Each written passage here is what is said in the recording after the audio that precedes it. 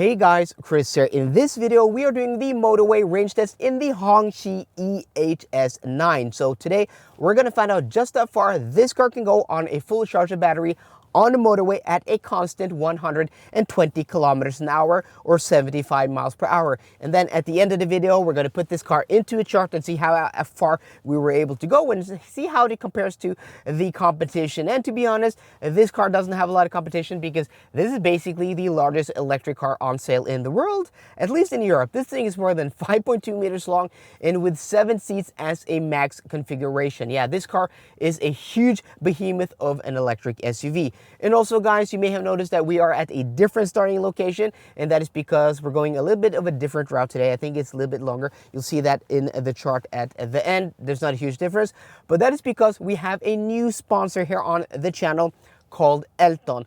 And I haven't been this excited about a sponsor, well, ever, because Elton is an awesome app and possibly the best tool for driving and traveling and owning an electric car. Because with Elton, you can charge at almost any charge point operator in Norway, Sweden, Finland, and Denmark.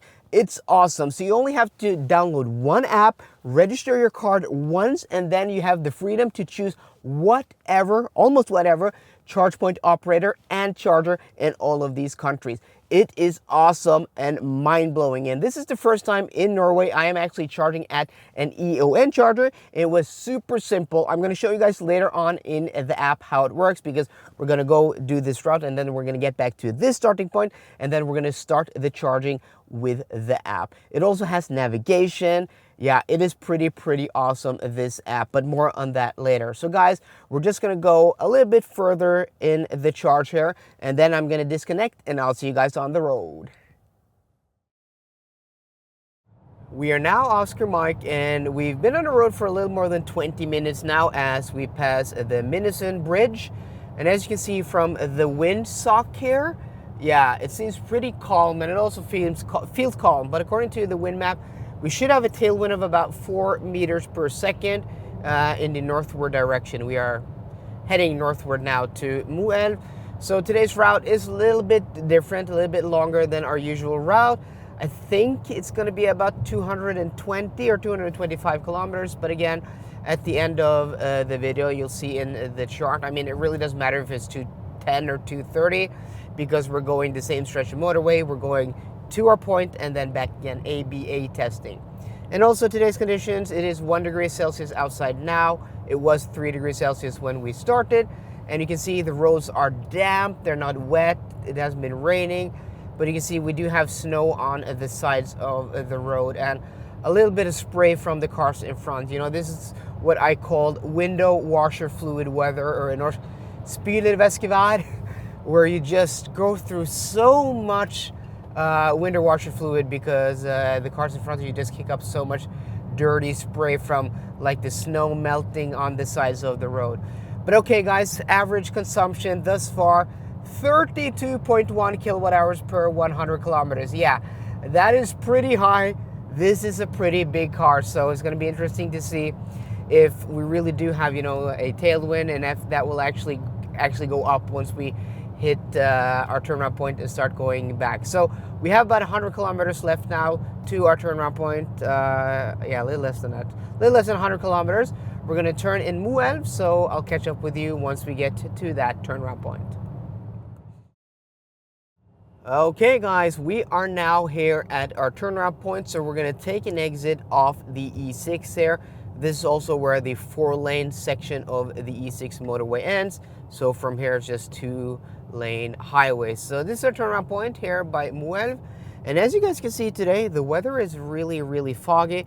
And also here it's minus 2 degrees Celsius. So quite a bit colder than it was just north of Oslo. So what we're going to do, we're going to go into the roundabout here. We're going to take a right, and then we're going to go under the motorway. And then we're going to enter the on-ramp on the opposite side. But before we do that, let's stop here in this bus stop here. Because first off, we just want to check the average consumption, 31.4 kilowatt hours per 100 kilometers. And the car is saying that we have covered 120.1 kilometers. And also, let's check out the app, because what we're going to do now is that we're going to go into the Elton-app here. which is pretty awesome. And then it finds where we are right away. Look at this, guys. All the chargers. So all of these amber colors are 150 kilowatt or faster. So what we're going to do is that we're going to go back to, this is the charger in Kløfta. So we're going to choose that one. So 300 kilowatt chargers, 3 out of 4 are vacant. Sorry guys, this is in Norwegian. I should have prepared this better in English. And then what we're going to do is that you can see how many are vacant, how many chargers there are. And then I want to go here. So you can either use Google Maps or you can use the built-in navigation system, but I'm going to use Google Maps now. Another time I'm going to show you the built-in navigation system, but then it won't show it on the display here. I will have to have a phone holder, but that's also pretty cool. So what we're going to do is you're going to use Google Maps and then start. And there we go. As easy as that, it's now going to navigate us to the charger. And once we get to the charger, we can then choose the charger to start the charger from the app, which is pretty cool. So let's just get on the road now, get going, and I'll catch up with you once we get back to Kløfta.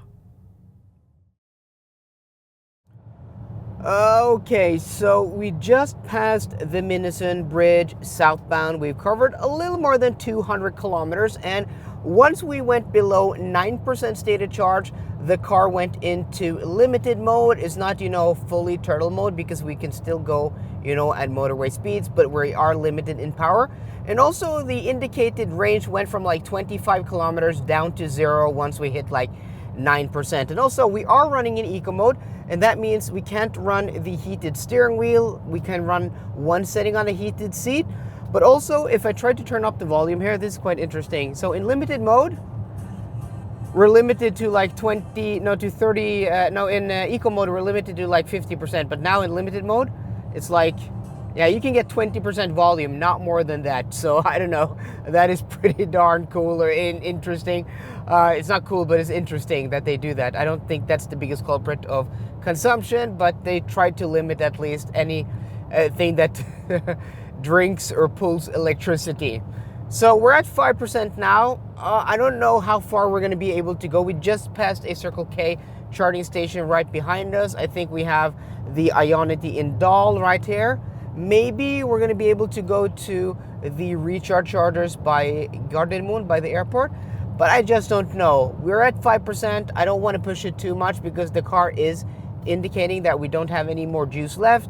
So possibly push it to the Ionity chargers right up the road here, and then yeah, see you there. So I've changed our destination to the Ionity chargers here by the Circle K station in Dal, and we're gonna take our exit here. So we were able to basically go at 120 kilometers an hour here on the motorway, except for an uphill over here where the speed dropped down to 100.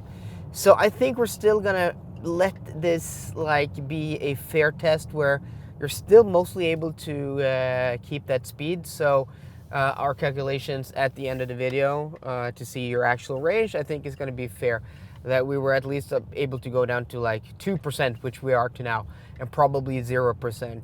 But we're going to go to the chargers over here. Here they have a few Ionity chargers, and they also have Circle K's own chargers over here. This car does not have active preheating, and also in this test we don't active preheat the batteries with cars that have active preheating, because this is a passive test just to see how much range you can eke out of a car as a maximum, and also to see what kind of charging speed you get after just passively heating the battery from driving. So that's what we do in this test. Let's see, are there any chargers over here? This does have a peak charging speed of 140 kilowatts. So hopefully there is one over here. Yeah, there are a few vacant, but my God, there are many Ionity chargers here. 1, 2, 3, 4, 5, 6, 7, 8, 9, 12 chargers. We have the charge port on the rear right quarter panel on this car. And let's go ahead and connect to this charger. So this is called, I will have to hop out and use the app, but I can't see it from here. But we're gonna use this one over here. But before we do that, let's take a look at the numbers here. So average consumption, 34.0 kilowatt hours per 100 kilometers. According to the car, we've covered 219.9 kilometers, and also we are down to 2% state to charge. And also, we've been on the road for 1 hour and 59 minutes. Okay, so the charging port here is on the rear right panel, and then you just press on the top right corner, and then it powers out. Really, really nice. And then you just remove these covers here. And then we're gonna choose the charger here in the app. Let's find the app here, and I'm gonna turn that around to show you what that looks like. And let's choose charge the car, and this is called 1017. So let's find 101701. It's called 101701, and then we start the charging. So let's do that and then connect this here. It should start, no problems at all. Yeah, payment approved. And what this app also does, it's really good at, if there's an error, it tries to work out the error within the app and communication with the charger. So you should get less errors and less connecting issues while connecting a charger. So you don't have to disconnect it and then connect it again. So this app has a lot of functionality. These chargers do take a little bit of time to start sometimes. You can see here it's showing, yeah, there we go, we're started right away. That was no problem, no issue at all. Yeah, super smooth. And let's see, we're at 2% state of charge now. And we should hopefully be getting close to that 140 kilowatt peak charging speed, but maybe not. 100 kilowatts after 2 hours on the road with this type of temperature and weather outside. Yeah, it's not too bad, but let's hop into the car, wait a few minutes and see if that charging speed climbs a little bit. Back in the car, and it seems like we are peaking at 104. We saw 105 there just for a second or a split second. So 104 kilowatts now at, well, what's that, 11% state of charge. Yeah, we're not gonna get more speed than that, but yeah, it's okay, it's fine, but this car would absolutely benefit from some active preheating of the battery. Before we jump into today's results, I just want to give a huge thanks again to Elton for sponsoring today's video. I really hope I've shown you in this video how easy, simple, and useful this app is while traveling with an electric car in the real world and having to charge. I really do think this app is a game changer and that everybody should have this app on their phone. So if you want to download it, there will be a link in the description down below. You just put in your payment information once and then you're good to go. You can charge at almost all the charge operators in Norway, Sweden, Finland, and Denmark. It is pretty insane that they are able to do this with one app. And better than that, if you actually own the car you're driving, this is a press car, I don't own this car, so I don't have the app installed, I don't have the app set up, but if this was my car, I would. And if I would have done that, I could connect the Elton-app with my car's app and I could control the functionality of that car app with the Elton-app. And it can also read out live information like battery percentage and use that for the navigation. So it can tell you when to stop and charge because it knows how much battery you have on your car. I mean, this app is pretty mind-blowing. So go to the link and download it. I don't think you're gonna regret that at all. Now, before we end today's video, let's take a look at the battery pack size, the consumption, and then calculate theoretical range. So this car has a net battery capacity, according to the internet, of 90 kilowatt hours, but according to the user manual, that is 95 kilowatt hours, and the gross battery capacity is 100 kilowatt hours. But when I do all the calculations, when I take, for example, 90 kilowatt hours divided by the consumption, which was 34.0 kilowatt hours per 100 kilometers, and then I subtract 3% in heat loss, we get a theoretical range of 231 kilometers.